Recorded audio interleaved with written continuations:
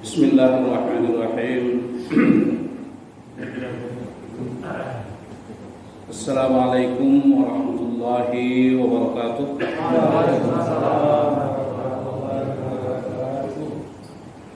Innal hamdalillah nahmaduhu wa nasta'inuhu wa nastaghfiruh. Wa na'udzu billahi min shururi anfusina wa min sayyiati a'malina. من يهده الله فلا مضل له ومن يضلل فلا هادي له أشهد أن لا إله إلا الله وحده لا شريك له وأشهد أن محمدا عبده ورسوله لا نبي بعد اللهم صل على محمد وعلى آله وأصحابه أجمعين.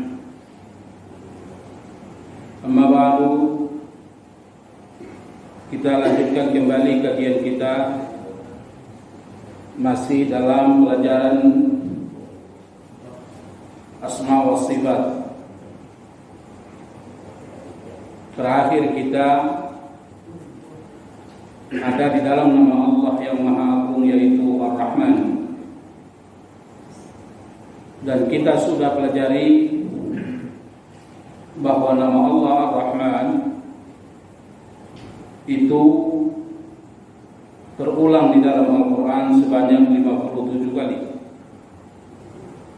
Dan kita juga sudah mempelajari apa makna Ar-Rahman. Dan juga kita sudah pelajari bahwa Rahmannya Allah Subhanahu wa Ta'ala itu ada dua macam. Ada yang umum, ada yang khusus. Kajian kita malam ini adalah antara lain contoh daripada rahmat Allah atau rahmannya Allah yang umum. Famin rahmatillahil 'ammah, dan di antara contoh daripada rahmat Allah yang umum, irsalur rusul wal kutubus samawiyyah. Allah Subhanahu wa Ta'ala mengutus setiap rasul dan menurunkan setiap kitab-kitab dari langit. Jadi apa contoh daripada rahmannya Allah yang umum? Jadi kemarin kita sudah pelajari bahwa Nabi katakan Allah Subhanahu wa Ta'ala memiliki 100 kasih sayang. Berapa kasih sayang yang diturunkan ke bumi ini, ke dunia ini? 1. Sisa berapa? 99. Bagaimana menurut Anda yang 99 ini? Ini hanyalah untuk khusus bagi orang yang beriman. Adapun yang 1 kasih sayang ini adalah dibagi-bagi seluruh makhluk. Dan yang 1 kasih sayang ini didapatkan seluruh makhluk, baik itu orang kafir maupun orang beriman, fajir maupun orang salih, itu mendapatkan kasih sayang yang 1 ini. Nah, sisanya 99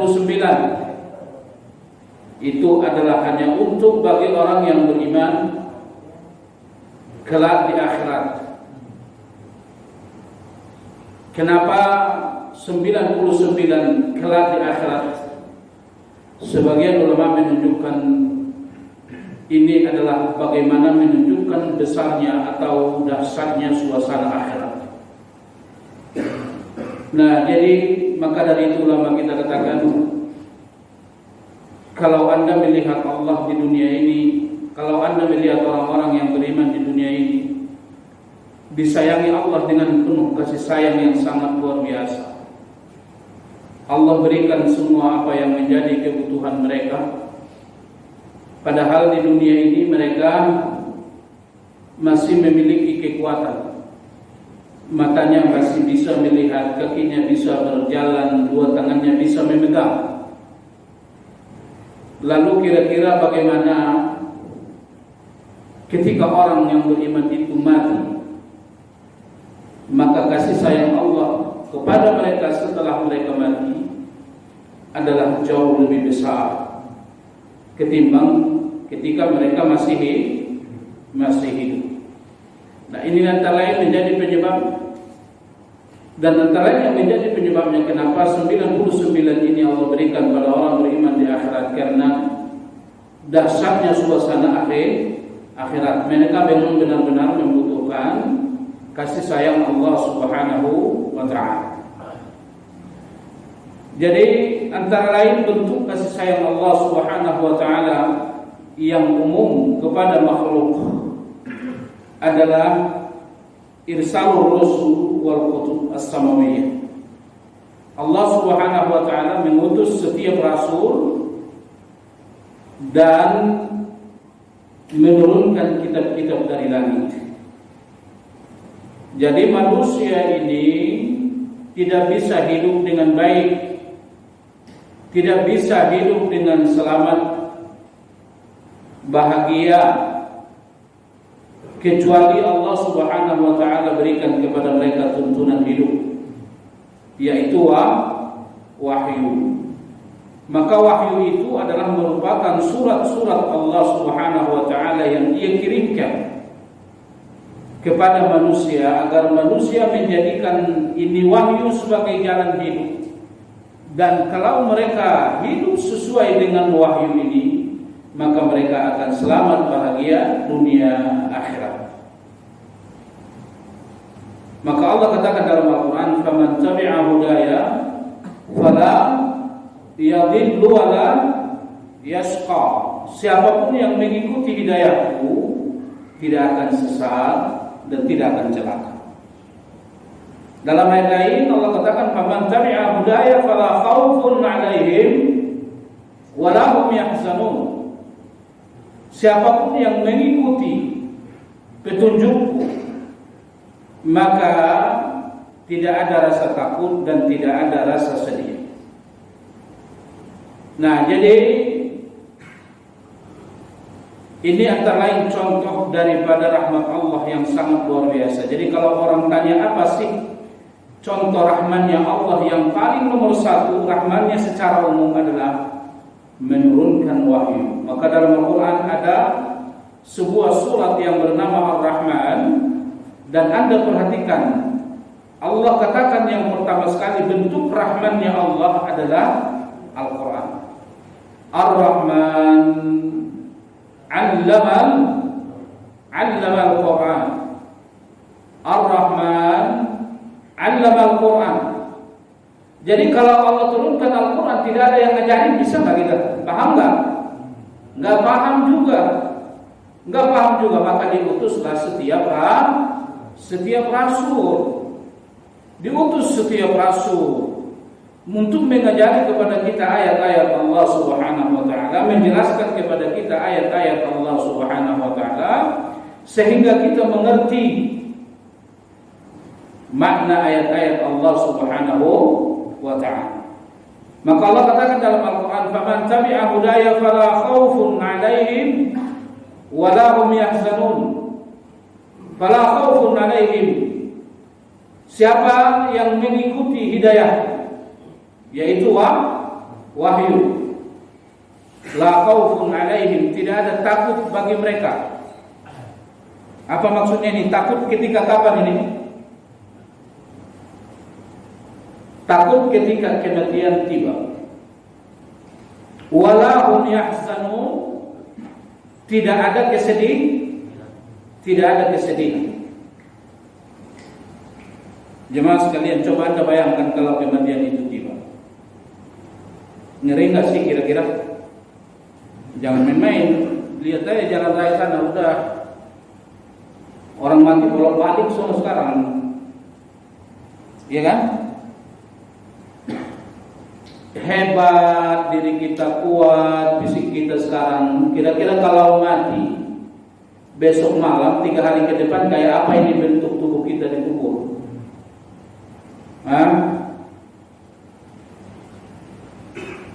Jadi istilah yang disampaikan Rasul bahwa mati itu adalah memutuskan kelezatan itu benar. Ada orang bini 4, anak 40, cucu 50, harta banyak, kalau mati itu tiba itu putus semua udah. Habis. Saat itu juga kalau kematian tiba. Cuman kita kurang takut mati. Kenapa? Karena belum mati. Alasan kedua, nggak tahu kapan kita mati. Ini repot juga. Kalau dikasih tahu juga repot kan gitu. Kalau dikasih tahu kapan mati, kira-kira bisa hidup nggak? Allah kasih tahu kapan kita mati, kita bisa hidup nggak? Tapi karena Allah nggak kasih tahu, nggak takut juga, nggak takut.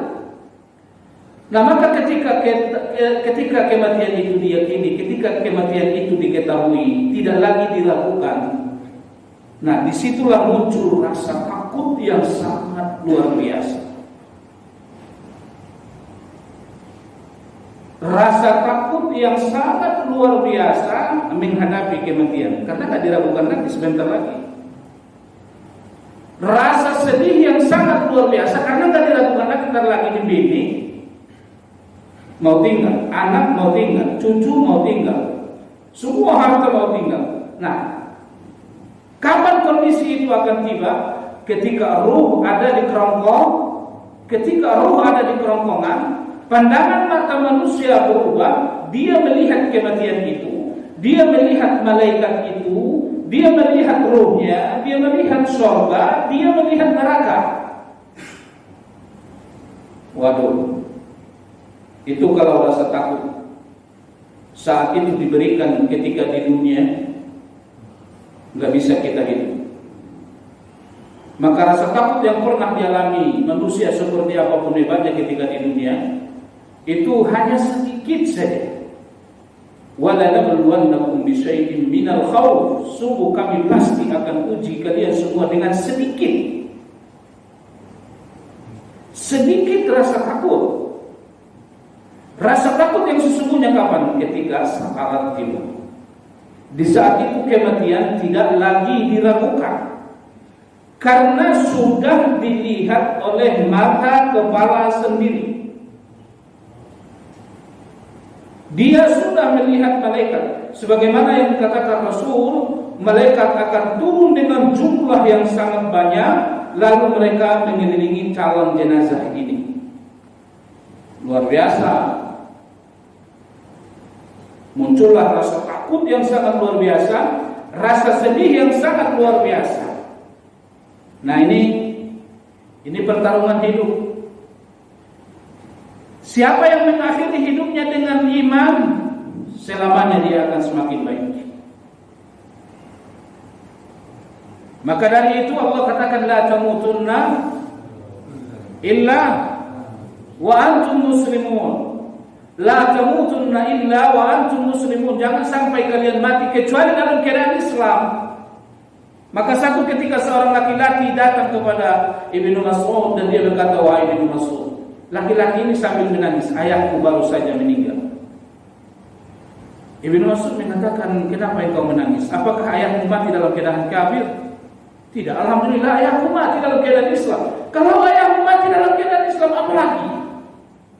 Kan hanya itu yang dikatakan Allah, la tamutunna illa wa antum muslimun. Jangan sampai kalian mati kecuali dalam keadaan Islam. Kalau ayahmu mati dalam keadaan Islam, ya udah alhamdulillah. Apa alasanmu bersedih?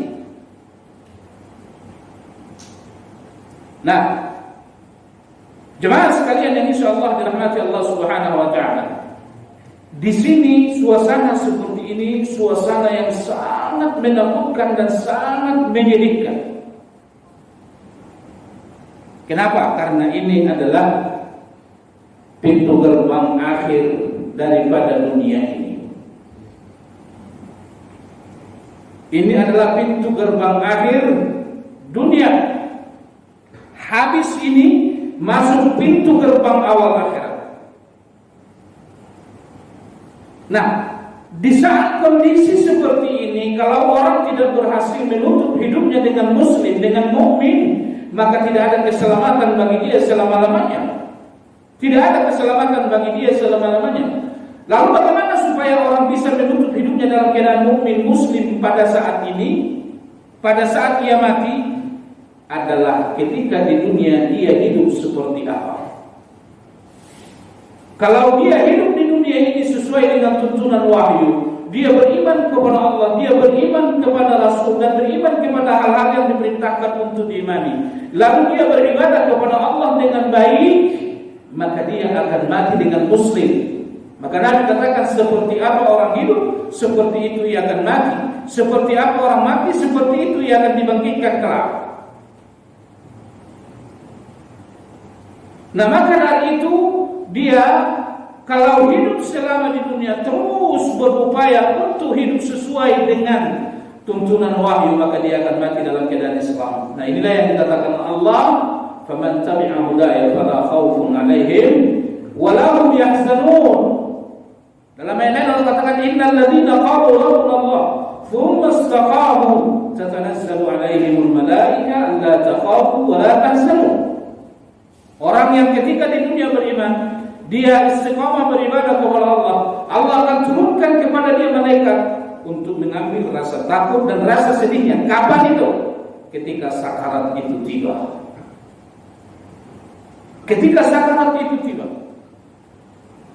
dia kalau berhasil menutup hidupnya dengan baik, maka dia akan baik selama-lamanya. Bagaimana supaya baik?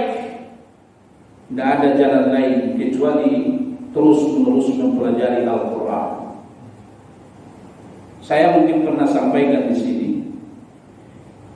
kehidupan manusia, bahkan seluruh makhluk Allah ciptakan, tidak ada tujuannya kecuali supaya manusia dan jin beribadah.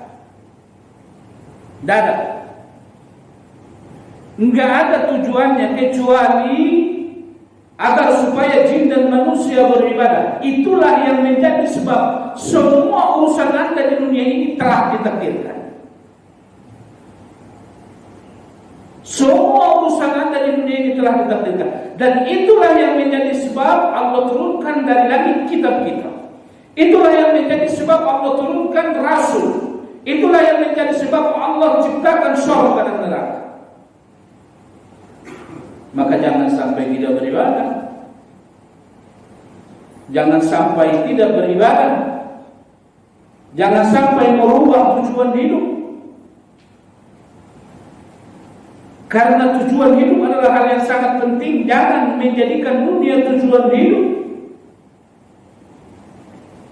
Jadikan akhirat tujuan hidup. Orang yang menjadikan akhiratnya tujuan hidup akan mudah beribadah pada Allah. Orang yang menjadikan akhirat tujuan hidupnya akan mudah mencontoh Rasul. Orang yang menjadikan akhirat tujuan hidupnya akan sangat mencintai Allah. Orang yang menjadikan akhirat tujuan hidupnya, dia semangat dalam beribadah. Orang yang menjadikan akhirat tujuan hidupnya, dia takut pada Allah. Orang yang menjadikan akhirat tujuan hidupnya, dia akan mampu mengendalikan syahwat. Orang yang menjadikan akhirat tujuan hidupnya tidak panjang angan-angan. Ini angan-angan kita terletak di dunia, padahal semua telah ditakdirkan. Angan-angan saya ini, angan-angan saya ini, angan-angan saya ini, padahal semua itu telah ditakdir, telah ditakdirkan. Yang kita nggak tahu itu kita ditakdirkan masuk surga atau masuk neraka. Hebat pun Anda beribadah tetap nggak bisa pastikan saya masih masuk surga. Apalagi tidak beriman. Nah, jemaah sekalian yang insyaallah dirahmati Allah Subhanahu wa taala. Orang-orang yang di dalam ketika ia hidup di dunia menjadikan Al-Qur'an sebagai jalan hidupnya, dia terus-menerus mempelajari agama ini, maka ketika kematian itu tiba, dia akan dimatikan dalam keadaan mukmin. Dia dimatikan dalam keadaan Islam. Semasa hidupnya dia tidak sesat, dia tidak celaka selama ia berjalan di atas wahyu. Faman tabi'a hudaya fala yadhillu wa la yashqa. Siapapun yang hidup sesuai dengan wahyu, maka ia tidak akan celaka dan tidak akan sesat. Kematian itu indah bagi orang yang beriman. Begitu mau mati, malaikat datang, dia melihatnya dengan jumlah yang sangat ribuan, dengan wajah-wajah yang sangat menyenangkan. Malaikat ini mengelilingi jasad orang tersebut. Enggak lama turun malaikat yang menjadi komandannya, duduk di samping kepalanya. Lalu malaikat ini berkata kepada calon jenazah ini, calon jenazah yang mana? Yang hidup dengan iman dan jamaah, hidup sesuai dengan wahyu dan ajaran Rasul. Apa kata malaikat ini? Wahai jiwa yang baik, keluarlah engkau dari jasadmu yang baik. Karena jiwamu baik, maka jasadmu pun baik.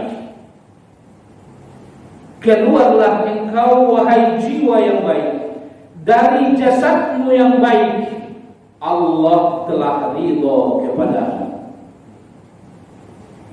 Dan engkau benar-benar akan ridha mendapatkan apapun yang akan Allah berikan kepadamu. Nah, ini menurut Anda, kalau Anda melihat malaikat ngomong begitu, takut mati enggak?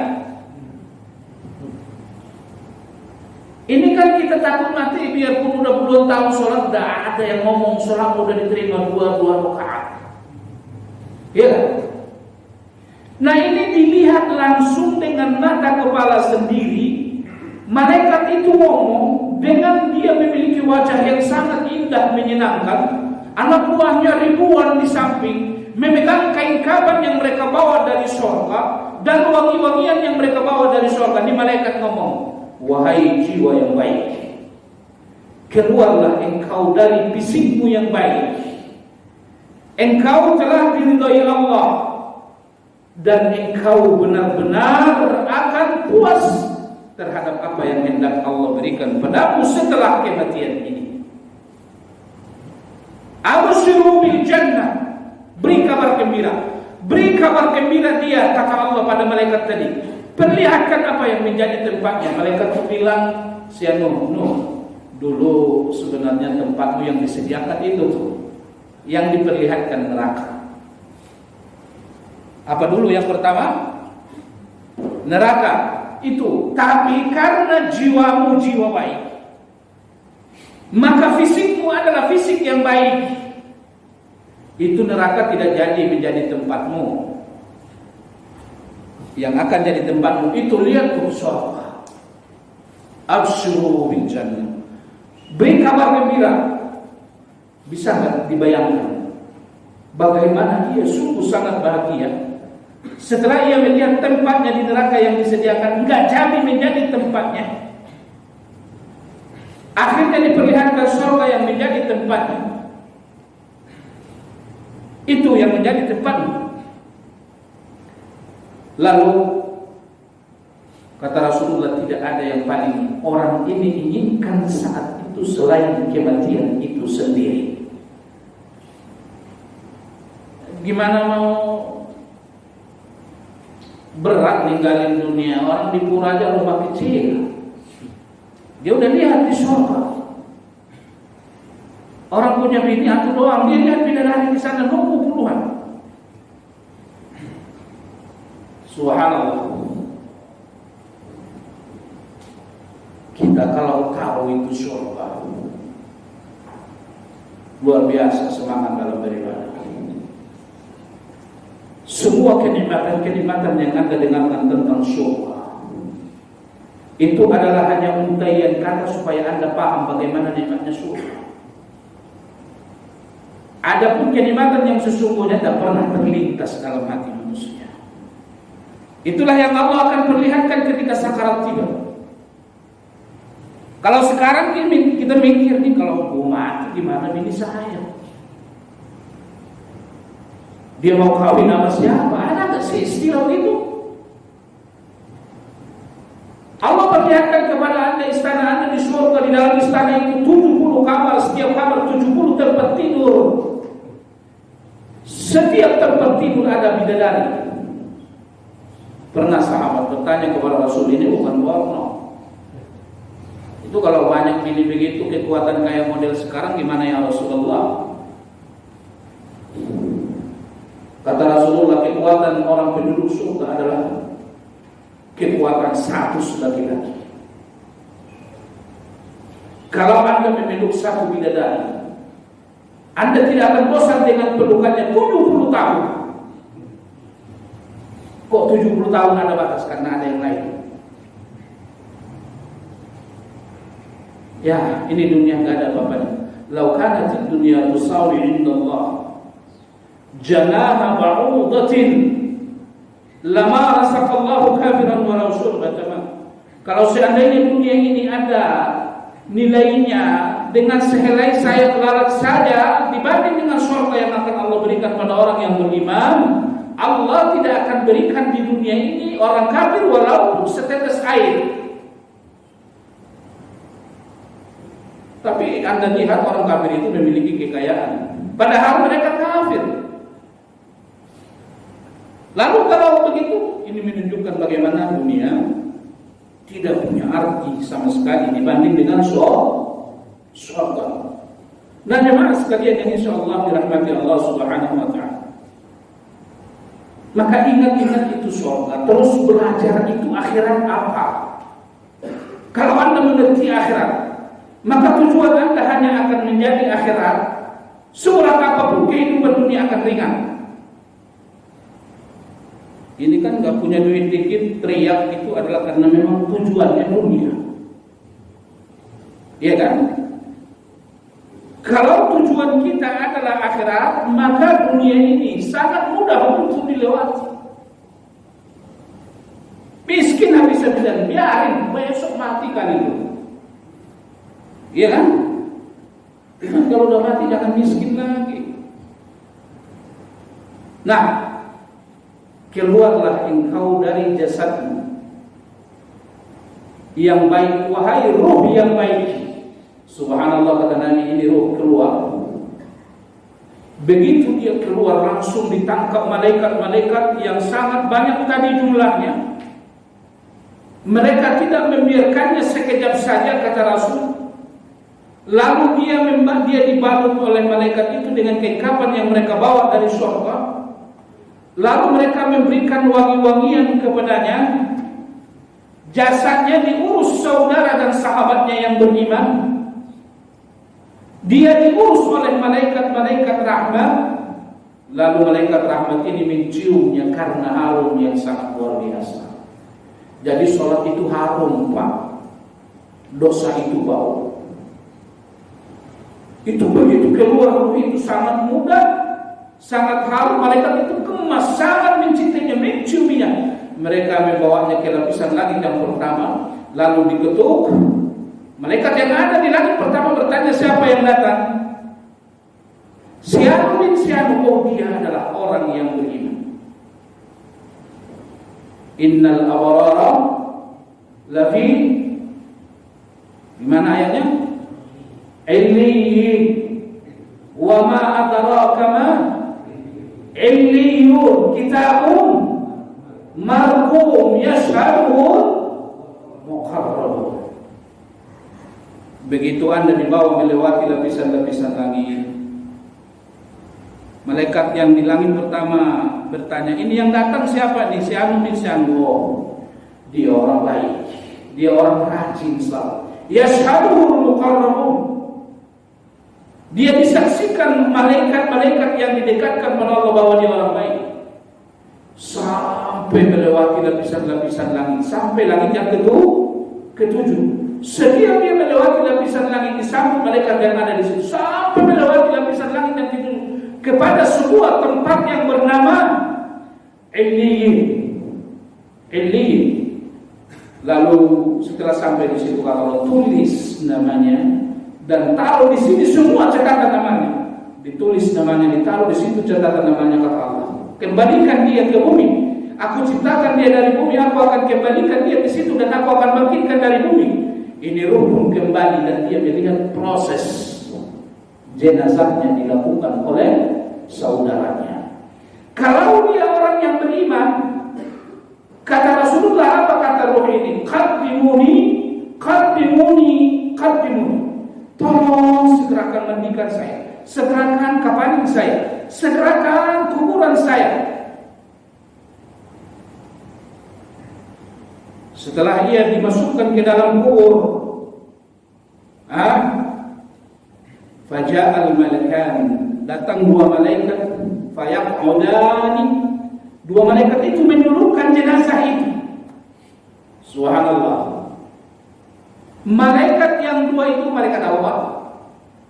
Munkar, Nakir. Malaikat Munkar, Nakir mendudukkan jenazah itu. Kok bisa?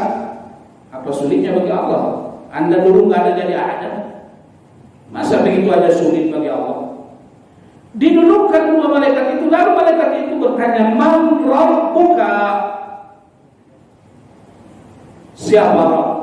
Pertanyaan yang kedengarannya gampang, tapi tidak ada yang bisa menjawab ini kecuali siapa? Masa sih Pak? Setiap minggu ngaji, ya nggak? Minimal sekali sebulan ngaji Asma wa Sifat. Nggak kenal Allah, ditanya malaikatnya. Ya? Masa sih nggak bisa? Ketika di dunia membaca Al-Quran terus menerus mempelajari nama dan sifat Allah. Kan saya sudah sampaikan, nama dan sifat Allah itu adalah kunci. Semua kebutuhan Anda ada di dalam nama dan sifat Allah, dan semua ibadah dalam agama ini kembali pada nama dan sifat Allah. Nah, jadi kalau kita terus-menerus belajar, juga kita mempelajari nama dan sifat Allah, ada pertanyaan Man Rabbuka, kira-kira bisa jawab nggak? Bisa jawab? Ya bisa. Kira-kira kalau di dalam hidup kita terus-menerus mempelajari Al-Quran, terus-menerus sholat, terus-menerus berzikir pada Allah, membaca Al-Quran, mempelajari Al-Quran, itu kira-kira kalau ditanya malaikat Man Rabbuka bisa jawab nggak?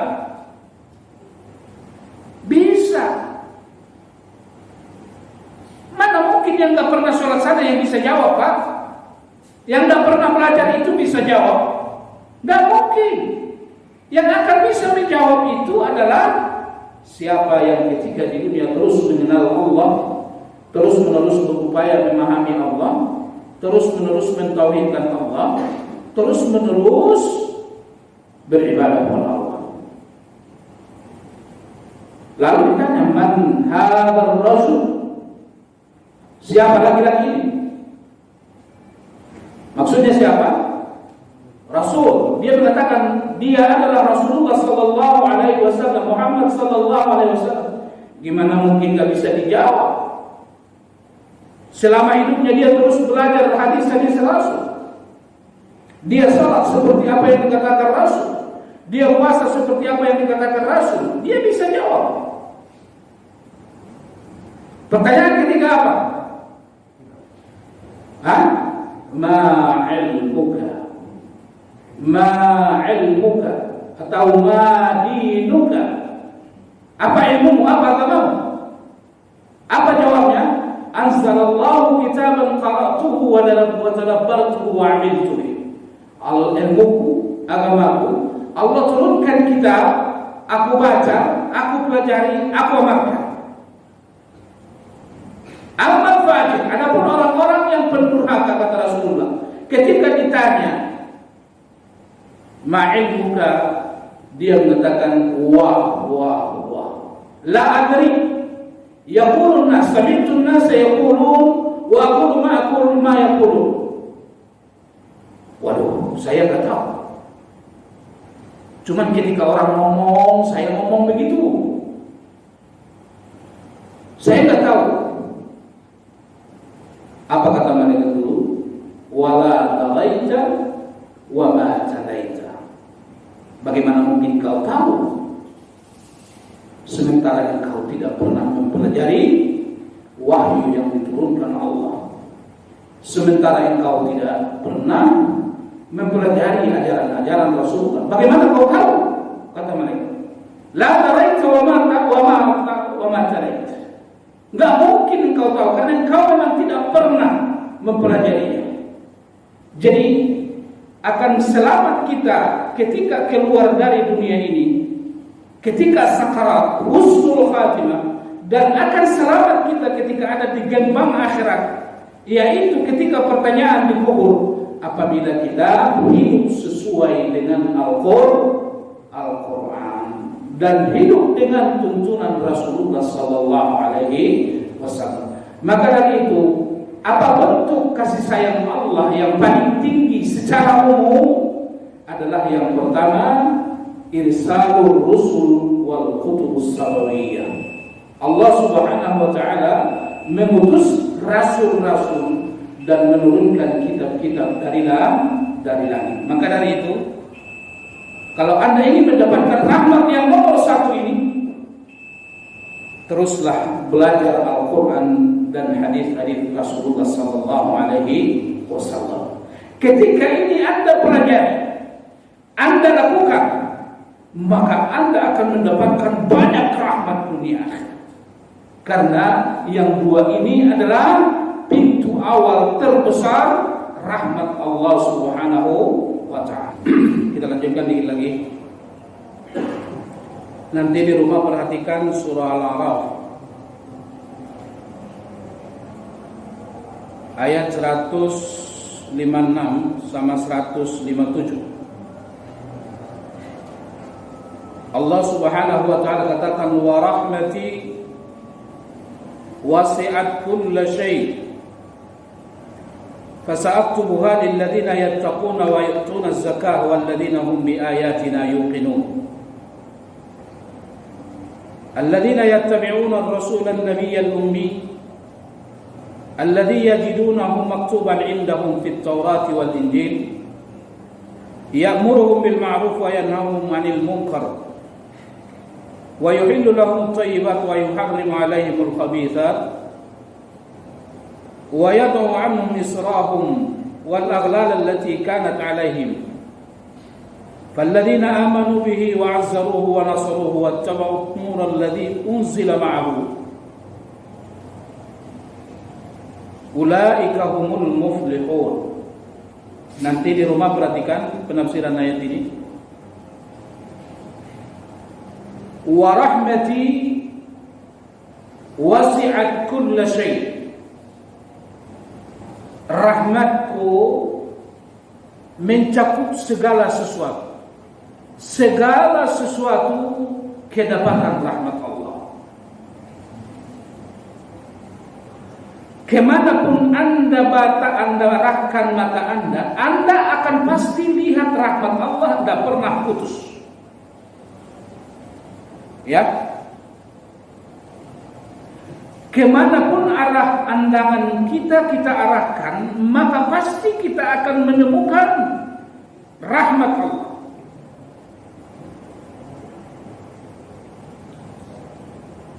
Betapapun banyaknya menurut Anda yang Anda inginkan, Anda tidak dapatkan, Anda belum dapatkan. Akan tetapi apa yang sudah Anda dapatkan itu jauh lebih banyak. Kalau Anda hitung yang belum Anda dapatkan, mungkin Anda akan bisa hitung. Tapi yang Anda sudah dapat, Anda tidak akan bisa hitung. Paham ya? Betapapun menurut Anda banyaknya nikmat yang Anda sudah miliki, lalu Allah ambil. Padahal yang Allah ambil menurut Anda sangat banyak. Kira-kira banyakkan mana yang Allah ambil dari yang Allah sisakan? Pasti Anda akan bisa hitung berapa yang Allah ambil. Dan pasti Anda tidak akan bisa hitung berapa yang Allah sisakan. Rahmat Allah kemanapun Anda arahkan luar biasa. Ini tidur, Anda tidur semalaman, sepanjang malam tidur sekian jam. Di sana ada orang banyak yang gak tidur. Dia mencari ikan, dia mencari daging dan lain-lain. tiba-tiba pagi-pagi udah datang ke depan rumah Anda, sayur, ikan, ramah nggak? Hah? Itu Mbak Nur nggak tidur, malam Anda tidur. Dia pergi ke warung, nyari apa? Nyari ikan, nyari sayur supaya Anda bisa masak pagi. Maka ulama kita katakan, kalau Anda perhatikan satu genggam nasi yang Anda makan, Anda tidak tahu berapa juta makhluk ikut andil dalam satu suap nasi itu. Coba. Seseorang tidak akan pernah mencintai Allah dengan baik ketika ia tidak melihat rahmat Allah. Seseorang tidak akan bisa beribadah dengan baik kepada Allah dengan ikhlas, dengan semangat kalau tidak mengerti rahmat Allah.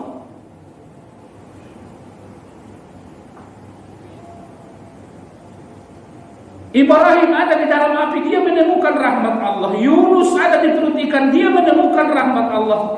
Musa ada di dalam sebuah kotak kecil terhanyut di dalam sungai besar, dia menemukan rahmat Allah. Dimanapun Anda berada, Anda tidak lepas dari rahmat Allah.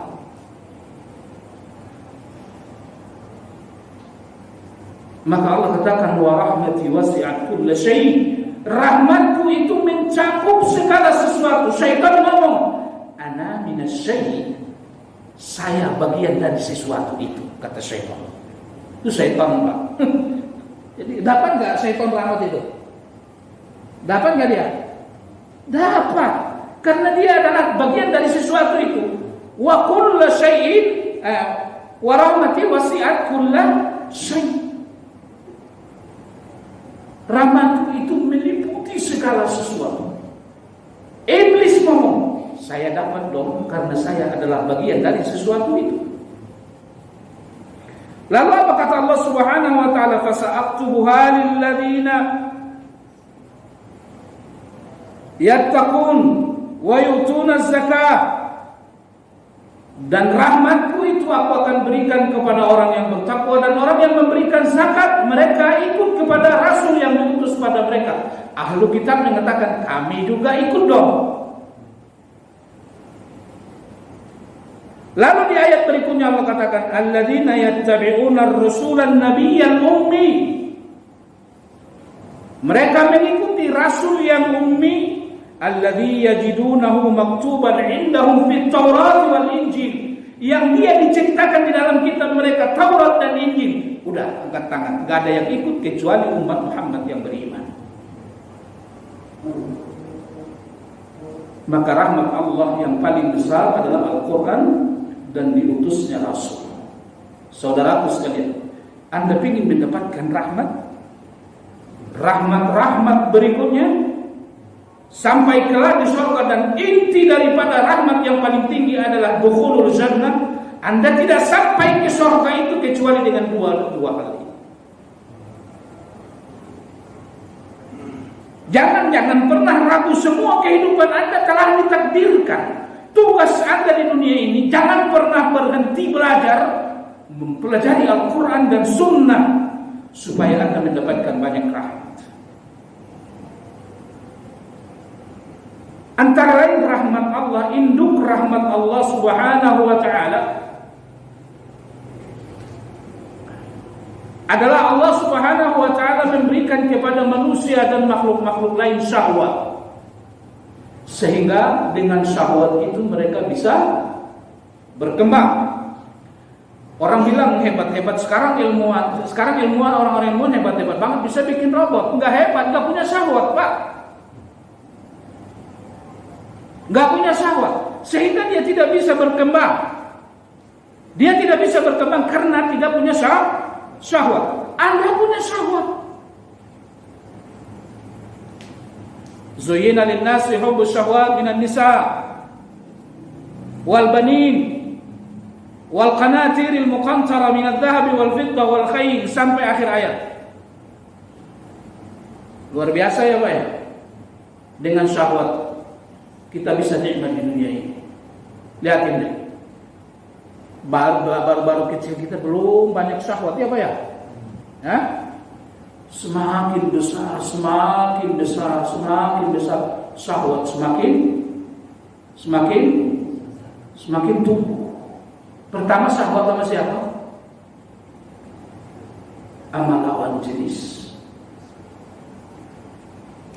Lihat ya, karena syahwat terhadap lawan jenis,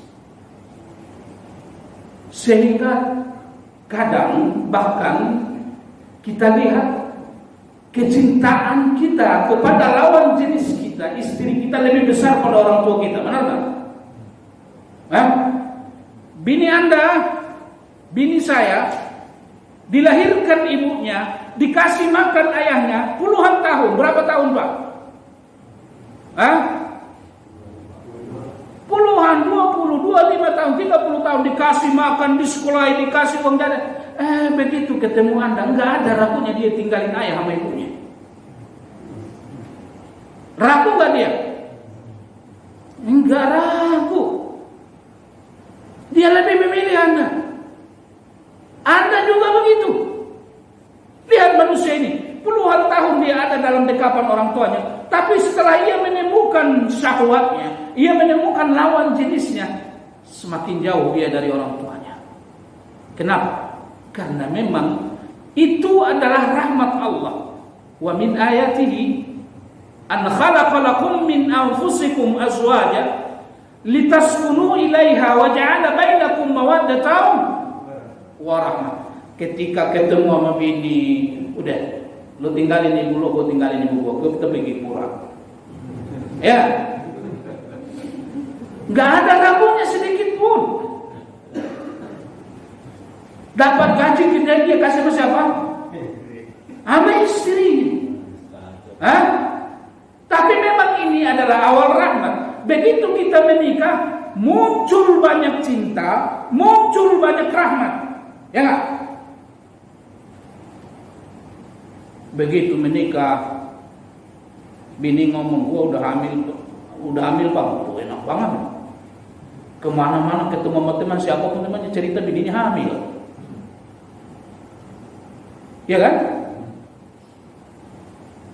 Anaknya lahir, luar biasa, rahmat. Begitu bisa duduk, bisa berdiri, sekolah, terus nyambung ke sini, luar biasa, ya kan? Coba deh, betapa banyak rahmat dan kebahagiaan nikmat yang Anda dapatkan ketika Anda mendapatkan satu anak dari istri Anda, lalu anak kedua, anak ketiga, dan seterusnya, lalu lahir cucu dan lain-lain. Subhanallah, perhatikan, kerja Anda pun semakin bagus, semakin bagus. Dulu ngontrak pun susah, sekarang udah bisa ngontrak. Dulu udah bisa ngontrak, sekarang udah punya rumah. Itu karena Anda menikah. Innama tunsaruna wa turzaquna bidu'afaikum. Kamu Allah tolong dan Allah berikan kepada kamu rizki bidu'afaikum, karena orang lemah yang ada di belakangmu. Perhatikan, setelah manusia mendapatkan jodohnya, mereka menikah dengan lawan jenisnya, maka dia akan mendapatkan banyak rahmat dari itu.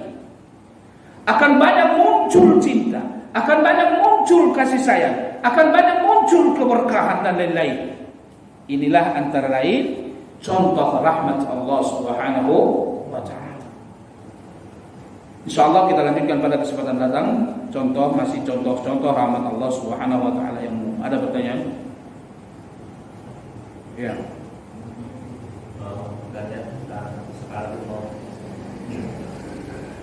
Apakah pilihannya hanya dua, juga neraka gitu? Mau dicabut kan diperlihatkan juga neraka. Kalau ada malaikat bilang ini juga diperlihatkan. Apakah hanya dua pilihan itu? Bagaimana hal yang tidak orang beriman tapi dia banyak dosa? Apakah pilihan itu ada variasi? Enggak ada pilihan, karena tempat juga hanya ada dua, surga, neraka. Ya, surga, neraka. Allahumma inni a'udzubika min adzabi jahannam. Ya Allah, aku berlindung kepadamu dari adab neraka jahanam. Ada nggak di situ kita katakan dan aku meminta kepadamu surga? Tidak ada. Karena kalau tidak masuk neraka ya masuk surga. Karena memang tidak ada pilihan. Tidak ada pilihan. Ya. Nah, jadi orang yang mati dalam keadaan kafir, dalam keadaan fajir, dia akan diperlihatkan pertama sekali tempat surga yang memang disediakan untuk dia. Tapi karena ketika di dunia dia tidak bisa mengalahkan syahwatnya, maka dia akan menjadi penduduk neraka, Nah, maka diperlihatkanlah bagi dia tempat dia di neraka. Ini untuk mencemooh dan untuk supaya lebih sakit bagi dia. Adapun orang beriman duluan tadi diperlihatkan apa? Neraka yang menjadi tempatnya. Lalu akhirnya dikatakan itu bukan tempatmu, tapi tempatmu adalah itu, yaitu surga. Karena setiap orang Allah sediakan dua tempat. Ada tempat di surga, ada tempat di neraka. Ada tempat di surga, ada tempat di neraka. Tergantung mana yang dibangun. Ya. Nah, adapun orang yang beriman itu nanti akan kita bicarakan dalam bentuk kasih sayang Allah berikutnya. Orang beriman itu ada 3 tingkatan. Ada orang yang beriman sekedar berdosa. Dosanya ada nggak? Nggak ada. Dosa itu adalah tabiat manusia, fitrah manusia. Ada orang yang beriman punya dosa. Ada orang yang beriman dosanya banyak. Ada orang beriman dosanya sangat banyak. Maka dari itu Anda akan temukan nanti dalam nama dan sifat Allah bahwa Allah punya nama Ghafur. Yang kedua ada nama Allah Ghaffar. Yang ketiga ada nama Allah Ghafir. Ya kan? Apa arti Ghafur? Makna Ghafur as-sitr, menutupi dosa. Ini antara lain nanti contoh rahmatnya Allah. Ketika Allah menutupi dosa seseorang, maka berarti Allah akan maafkan. Maka kelak orang yang seperti ini di akhirat, Allah panggil dia, lalu Allah melindungi dia dari pandangan orang banyak. Lalu Allah memeluknya dan mengatakan kepada dia dengan kata-kata yang penuh kasih sayang, penuh kelembutan. Kata Allah, apakah engkau mengakui dosa ini? Dia mengatakan, iya aku akui ya Allah, aku lakukan dosa ini. Iya. Bukankah ketika di dunia dulu ini dosamu aku tutupi? Iya ya Allah. Aku enggak permalukan engkau dengan dosa ini? Iya ya Allah. Wa aghfiru halakal yaum. Hari ini semua dosamu ini aku maafkan. Siapa yang akan mendapatkan itu? Nanti kita akan pelajari dalam pertemuan berikutnya. Jadi manusia itu ada bertingkat-tingkat. Ada manusia yang beriman, tapi manusia beriman bagaimanapun manusia beriman itu pasti memiliki dosa. Ada dosanya yang sekedar saja, ada dosanya yang banyak, ada dosanya sangat banyak. Dikarenakan manusia dalam melakukan dosa tiga kategori. Dinamakan zalim, yang kedua dinamakan dengan zalum, yang ketiga dinamakan dengan zalam. Zalim, manusia yang beriman berdosa tapi dosanya adalah sekedar, maka Allah akan ampuni dengan sifat Allah Ghafir. Ada orang yang beriman zalam, banyak dosa, maka Allah ampuni dia dengan sifat Allah Ghaffar. Ada orang yang beriman dosanya banyak, besar-besar lagi, namanya zalum. Allah ampuni dia dengan Ghafur. Maka tadi saya katakan semua kebutuhan manusia ada di dalam nama dan sifat Allah. Maka Allah sangat marah terhadap orang yang putus asa dari rahmat Allah. Maka Allah menghukum orang yang putus asa dari rahmat Allah dan orang yang menjadikan orang lain putus asa dari rahmat Allah. Allah sangat benci. Kenapa? Karena Allah katakan wa rahmati wasi'at wasi'at kulli syai. Rahmatku mengalahkan, mencakup segala sesuatu. Kemarahan Allah adalah kalah dengan kasih sayang Allah. Kemarahan Allah dikalahkan oleh kasih sayang Allah. Maka Allah sangat benci kepada orang yang mengaku mukmin tapi putus asa dari rahmat Allah. Berapa juta logika pun tidak akan ada yang bisa menjadi alasan untuk putus asa dari rahmat Allah. Dan Allah sangat benci kepada orang yang menjadikan orang lain putus asa terhadap rahmat Allah. Maka dulu Nabi ceritakan pada kita ada dua orang bersahabat. Ada dua orang bersahabat. Yang satu taat beribadah, yang satu durhaka. Sahabat yang taat beribadah ini ngomong kepada sahabatnya yang durhaka, dia katakan, bertaubatlah engkau, jangan main-main. Ini udah benar nih nasihatnya. Pendurhaka ini ngomong, biarin aja ini urusan gua sama Allah, gak usah ikut campur.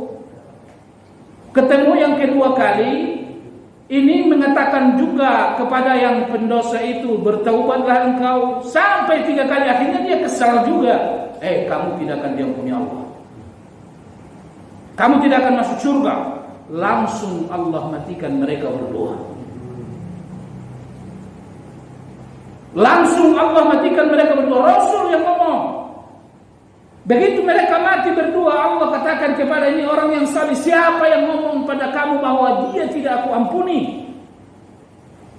Ini orang bikin orang itu putus asa. Siapa yang ngomong sama Anda bahwa dia tidak aku ampuni? Begitulah marahnya Allah kepada orang yang membuat orang lain putus asa. Kata Allah, pendosa, masuk kau ke surga karena kasih sayang. Lalu ini masuk ke neraka karena apa? Karena membuat orang lain putus asa dari rahmat Allah Subhanahu wa ta'ala. Kalau Anda mengerti bagaimana besarnya kasih sayang Allah, mustahil Anda tidak mencintai Allah Subhanahu wa ta'ala. Maka dari itu belajarlah terus. Mustahil kita menyembah Allah dengan baik kalau pengetahuan kita tentang Allah sungguh sangat minim. Ya, mudah-mudahan ada manfaat. Ada lagi? Ya, kita untuk bisa membedakan antara kita tidak termasuk orang yang panjang angan-angan terhadap ada sesuatu yang memang kita raih di dunia ini gitu, Ustaz. Gimana kita untuk bisa membedakan di situ? Kenapa? Antara panjang angan-angan di dunia dan sesuatu yang memang ingin kita raih di dunia ini gitu. Tadi Ustaz sampaikan jangan sampai kita terlalu menjadi orang yang terlalu panjang angan-angan.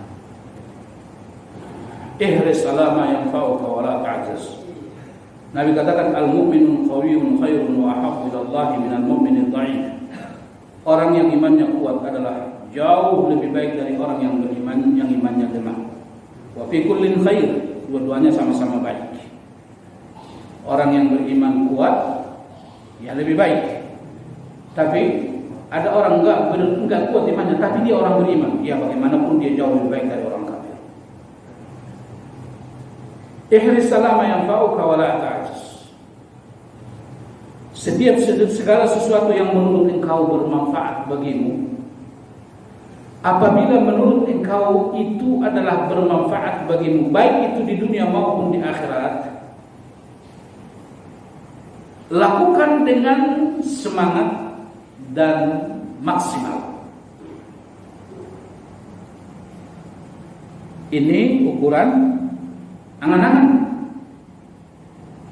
Jadi kalau ingin jadi orang kaya tapi kerjanya tidur terus, angan-angan. Ya kan? Jadi yang perlu dilakukan itu adalah kalau menurut Anda ini bermanfaat bagi Anda, baik itu di dunia maupun di akhirat, lakukan dengan maksimal dan semangat. Maksimalnya apa, Ustaz? Kalau gagal Anda tidak bisa menyesali diri, selesai.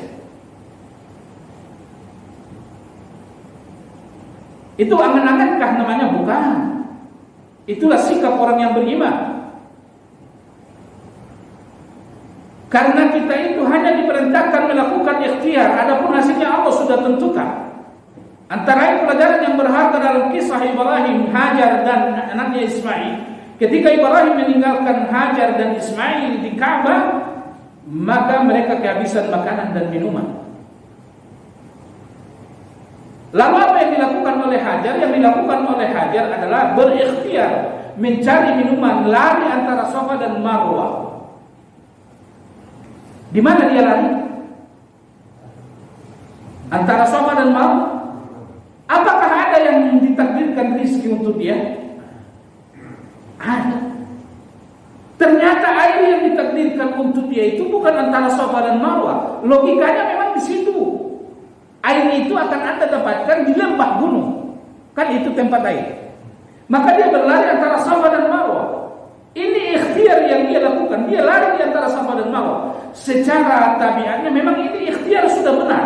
Cari airnya di lembah-lembah, ya kan? Tidak mungkin air ada di tempat yang tinggi. Maka dia sa'i antara Safa dan Marwah. Tapi benar, air itu telah ditakdirkan. Ditakdirkan di mana? Ternyata di dekat anaknya Ismail. Jadi semua sudah ditentukan. Sudah ditentukan. Kewajiban Anda adalah berikhtiar semaksimal mungkin, sehingga kalau gagal Anda tidak menyalahkan diri karena kurang maksimal dan kurang semangat. Maka dari itu Nabi katakan, Jibril berbisik kepadaku. Kata Jibril, Muhammad, tidak akan mati seseorang sebelum rezeki yang ditakdirkan untuknya habis dan sebelum ajal yang ditentukan tiba. Muhammad, jangan karena rezekimu yang terlambat datang lalu engkau tidak sabar, engkau berupaya untuk mendapatkan dengan cara yang haram, karena sesuatu yang di sisi Allah tidak akan mungkin didapatkan dengan cara yang haram. Jadi rezeki itu sudahkah ditakdirkan? Iya.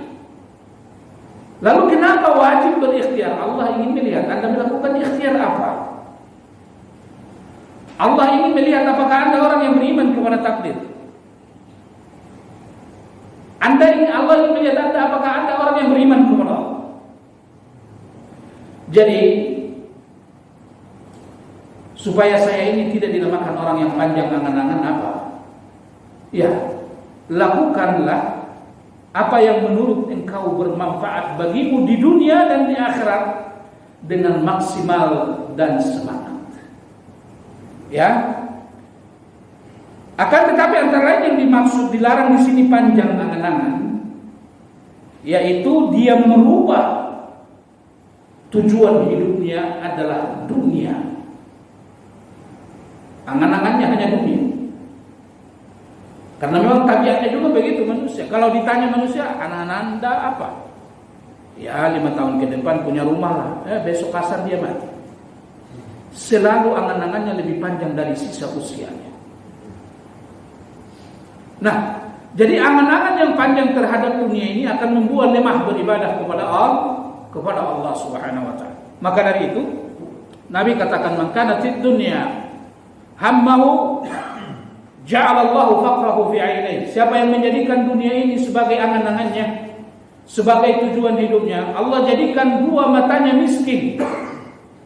Setiap yang ia lihat pingin ia miliki, padahal belum tentu takdirnya. Kalau sudah seperti itu, farraqa syamlahu, Allah akan sibukkan dia. Allah akan sibukkan dia sehingga ia habis waktu untuk mendapatkan dunia yang belum tentu menjadi takdirnya. Wala tatihid dunya illa ma qaddara lahu. Dia tidak akan mendapatkan dunia kecuali apa yang ditakdirkan untuk dia. Wa man kanatil akhiratu hammahu, siapa yang menjadikan akhirat sebagai tujuannya, ja'alallahu ghinahu fi qalbi. Allah jadikan hatinya yang kaya. Allah jadikan hatinya yang kaya. Jama'a syamlahu, dia sibuk tapi dia juga bisa beribadah. Dia juga bisa beribadah. Wasatatihi dunya wa hiya raghimah, dan dunia akan datang kepada dia tertunduk-tunduk. Dunia akan datang kepada dia tertunduk-tunduk. Jadi kalau surga saja dapat dengan iman dan ibadah, lalu bagaimana dengan dunia? ciptakan adalah agar supaya Anda beribadah. Maka jangan jadikan dunia sebagai tujuan. Nah, jadi jemaah sekalian yang insyaallah dirahmati Allah Subhanahu wa taala, yang dimaksud panjang angan-angan di sini tadi yang saya katakan, angan-angannya tujuannya hanya dunia saja, sehingga karena dunia yang menjadi angan-angannya, lemahlah dia beribadah kepada Allah Subhanahu wa taala. Tapi kalau tujuannya akhirat, kalau saya besok mati saya harus husnul khatimah. Kalau saya besok malam pertama dikubur saya siap. Kalau nanti terjadi mizan saya harus selamat. Ketika terjadi hisab saya harus bisa bertanggungjawab. Ketika melewati sirat saya harus selamat. Saya harus masuk surga. Kalau ini yang menjadi tujuan, maka akan muncul semangat dan kekuatan dalam beribadah. Allah Allah. Udah? Ya. Nah. Saya ada satu yang saya pernah dengar itu, wafatlah kamu dalam keadaan muslim. Nah, yang dimaksud di sini apakah ada kaitannya dengan yang Pak Ustaz katakan, kita mengharapkan rahmat Allah nantinya, walaupun di dunia ini kita pernah melakukan dosa atau melakukan dosa yang besar. Mungkin apakah itu? Kemudian yang kedua, Pak, apakah waktu saat wafatnya manusia ini ke dalam kubur itu sudah ada tanda-tandanya bahwa dia akan di dalam neraka atau surga? Karena kan saat di dalam kubur itu belum ada hisabnya, hanya dia mempertanggungjawabkan apa yang pernah dia lakukan.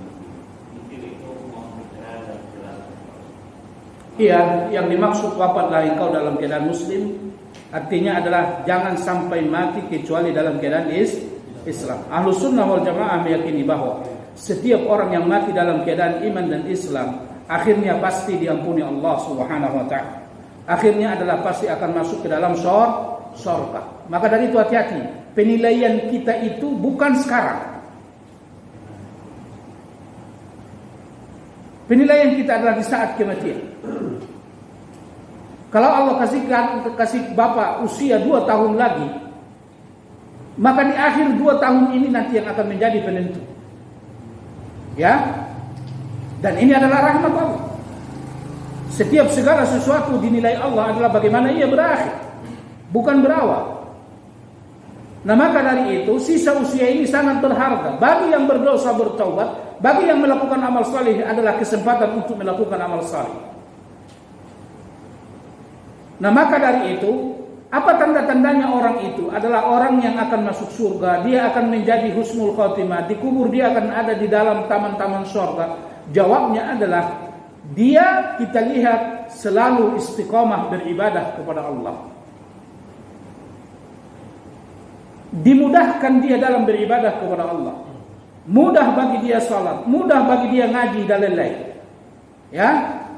Maka Allah Subhanahu wa taala katakan dalam Al-Qur'an, siapa yang Allah takdirkan masuk ke dalam surga, Allah mudahkan dia untuk melakukan amal-amal yang menyebabkan masuk surga. Siapa yang dia takdirkan masuk neraka, Allah mudahkan dia melakukan amal-amal masuk neraka. Orang yang ditakdirkan masuk neraka itu gebukin aja, tidak mau sholat itu, Pak. Tapi kalau Bapak adalah orang yang ditakdirkan masuk surga, digebukin juga, tidak mau tinggalin sholat. Ya, hari akhirat itu sangat sulit, yaumun asir bagi orang-orang yang kafir, tapi sangat mudah bagi orang-orang yang bertakwa, sebagaimana mudahnya bagi mereka melakukan sholat. Yauma yaqumun nasu li rabbil alamin. Ketika manusia dibangkitkan dari kubur, mereka harus berdiri, mereka 50.000 tahun untuk menunggu datangnya Allah. 50.000 tahun. Didekatkan matahari 51 mil. Mereka berdiri 50.000 tahun. Yauma yaqumun nas. Mereka berdiri untuk apa? Menunggu kedatangan Allah untuk melakukan proses 50.000 tahun. Lalu bagaimana itu menurut dalam keadaan di dalam orang yang beriman? Ulama kita mengatakan yang 50.000 tahun itu sangat singkat bagi orang beriman. Seperti asar sampai maghrib. Sangat mudah bagi mereka. Seperti mudahnya bagi mereka melakukan salat. Jangan main-main salat. Kok bisa? Bisa orang begini ada di masjid, ada yang kedinginan, ada yang kepanasan. Kan tadi kita udah bilang, yang bikin perasaan itu Allah. Jadi, apa sih tanda-tanda daripada orang-orang yang akan masuk surga, di barzah dia ada di taman-taman surga? Singkatnya jawabnya adalah Anda akan lihat dia dimudahkan Allah untuk melakukan amal saleh. Ya? Dimudahkan Allah dia, terutama dimudahkan Allah dia menuntut ilmu. Tanpa ilmu dia tidak bisa beribadah pada Allah, tanpa ilmu dia tidak bisa mencontoh Rasul. Anda lihat dia mudah salat, Anda lihat dia mudah berzikir, Anda lihat dia mudah membaca Al-Quran. Ya. Logikanya yang saya katakan tadi. Ada orang di sana tanpa disuruh aja berzina dia, digebukin. Lo kalau nggak berhenti berzina, gue penjarain aja. Mudah bagi dia. Tapi kita juga dibunuh juga nggak mau berzina kan? Ya, nggak mau berzina. Betapa banyak yang di pura ini mendengarkan suara azan, tapi tidak semua bisa hadir memenuhi panggilan azan itu, kecuali orang yang dimudahkan Allah Subhanahu wa taala. Lalu siapa yang akan masuk surga adalah orang yang dimudahkan Allah untuk melakukan amal-amal surga. Alhamdulillah sekarang dimudahkan Allah, saya sholat, mengaji dan lain-lain. Ya, tapi penentu bukan sekarang. Kalau Anda punya usia 2 tahun lagi, penentunya di akhir 2 tahun. Tetaplah pelihara iman. Maka tidak ada pekerjaan yang paling penting selain daripada terus menjaga iman, supaya mati dalam keadaan iman. Al-iman yazidu wa yanqus. Iman bertambah, iman berkurang. Yazidu bit ta'ah. Iman akan bertambah terus dengan ketaatan. Wa yanqus. Dia berkurang dengan maksiat. Jadi ada rasa, bisa dirasakan. Iman saya lagi naik atau lagi turun? Rasakan. Bagaimana rasanya? Kalau lagi malas beribadah, ini lagi turun. Jangan biarin. Tidak boleh. Ini iman lagi turun. Nggak apa-apa, nanti minggu depan aja. Mana tahu besok mau mati. Jadi kalau sudah terasa malas beribadah, turun kualitas ibadah dari minggu kemarin, bulan kemarin, tidak boleh dibiarin. Iman ini harus dinaikkan. Bagaimana cara menaikkannya? Belajar. Bagaimana cara menaikkannya? Memaksa diri beribadah. Bagaimana cara menaikkannya? Ingat mati. Bagaimana cara menaikkannya? Ingat nikmat Allah. Ya. Wallahu a'lam. Subhanakallahumma wa bihamdika asyhadu an la ilaha illa anta astaghfiruka wa atubu ilaik. Assalamualaikum warahmatullahi wabarakatuh. Waalaikumsalam.